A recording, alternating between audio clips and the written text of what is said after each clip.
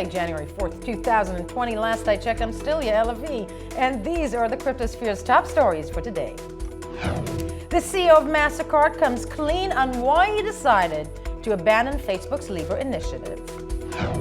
Bitcoin mass adoption may still be elusive, but crypto merchant payments are up, and BitPay is leading the charge on that front. And later, good intentions gone bad. Jack Dorsey gets the Lightning Network torch. But does he know he has it? Recent comments by the CEO of Mastercard, AJ Banga, shed some light on why his company decided to ditch the Libra Association last year, citing several red flags in the Facebook-led original venture. Senior correspondent Asha Westrup-Evans reports on the latest on the ambitious, but perhaps already dead on arrival project that was Libra.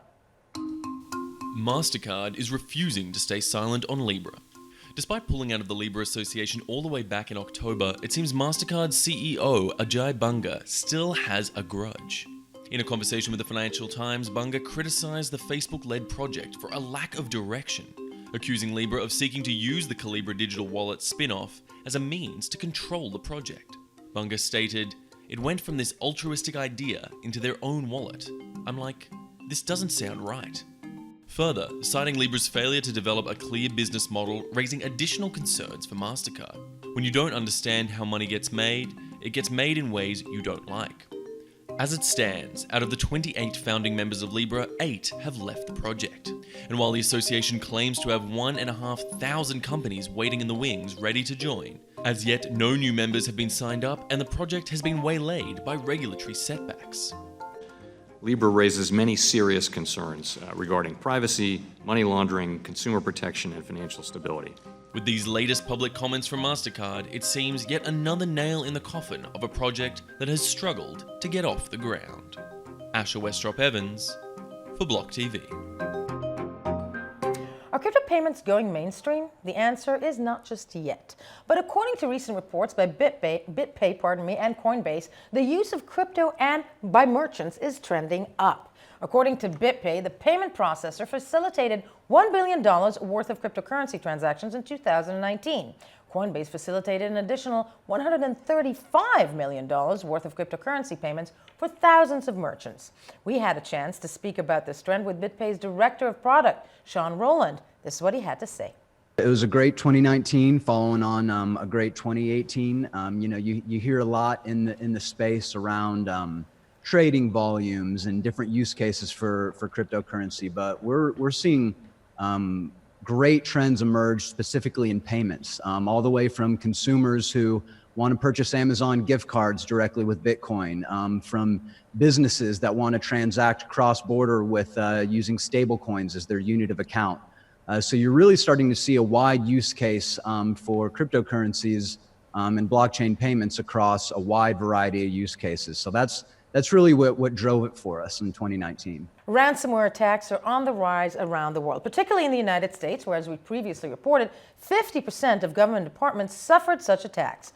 But the latest reported attacks on 5 law firms come with a twist. Crime reporter Yona Hochhauser is with us in studio with the detail.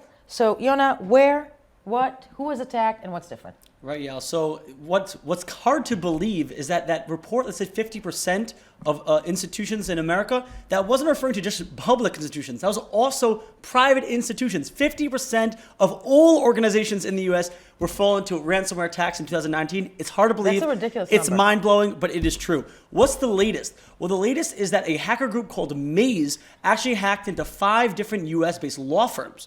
And what they did is that they're holding their data, information, and their systems for ransomware. Up to 100 Bitcoin, about almost $1 million, 930,000 at current market rates, dollars to unlock the data. Now that's standard ransomware. What's different in this case is on top of that 100 Bitcoin to unlock the data, the hackers are also threatening to sell the data to nefarious actors unless the firm pays an additional 100 Bitcoin. So that's 200 total Bitcoin each firm has to pay, both to unlock the data and so the hackers erase it. Now, experts are skeptical if paid, whether the hackers will actually erase the data Right. that they could sell for a lot of money. Who the hell knows? That said, what is being done to combat this? So, there's a couple of states that are already trying to push bills against ransomware. Maryland is pushing a bill that makes it illegal to even possess ransomware. New York is trying to pass bills that make it illegal for taxpayer money to be used for these ransoms. But right now, the hackers are a step ahead of regulators and security officers at these organizations so far. Let's see what happened in 2020, whether they could up their game. So, Yona, is this the most prevalent type of attack, would you say? Well, there are a variety of attacks used, including scams and hacks. But we sat down yesterday with Kim Grauer, who's chief economist at Chainalysis, and she had this to say about ransomware. Ransomware is definitely something we get asked about the most, and it's a really scary thing because anyone can become the victim of a ransomware attack. We profiled this new type of ransomware attack that's called a ransomware service. And so what we saw in the report was this growth in ransomware as a service, which is targeting smaller businesses and organizations that are, a new type of, victim for these new ransomware attacks.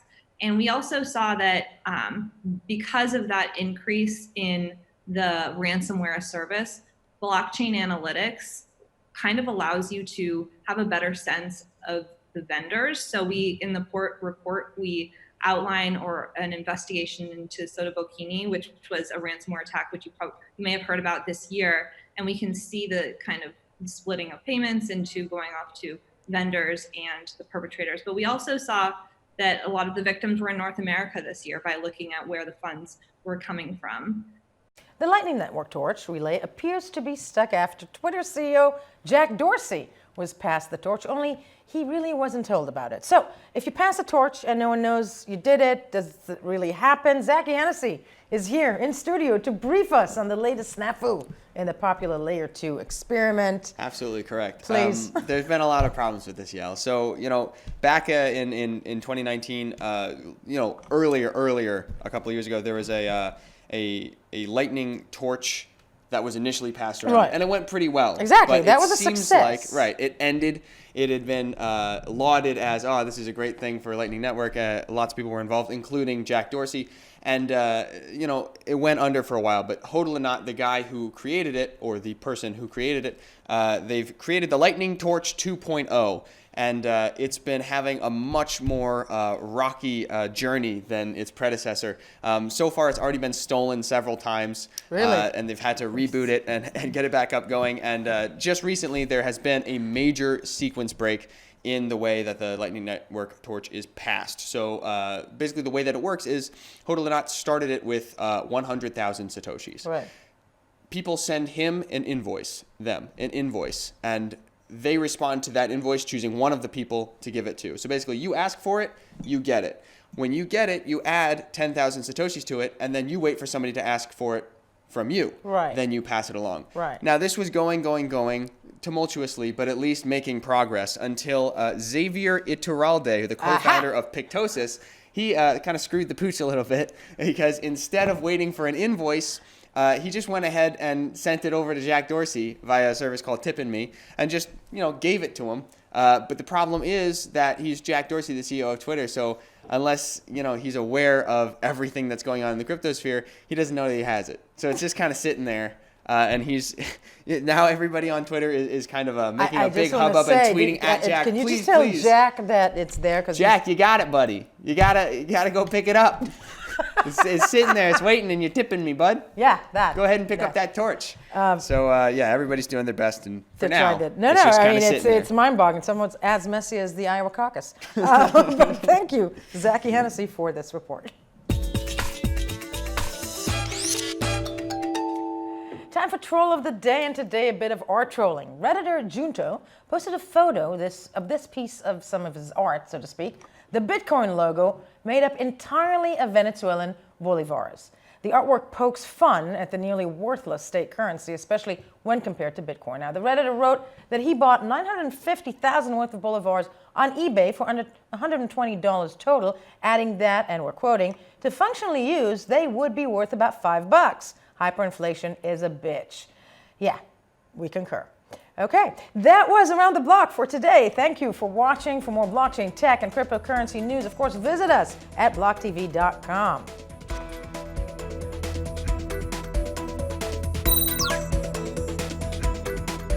more news and updates, follow us on Twitter.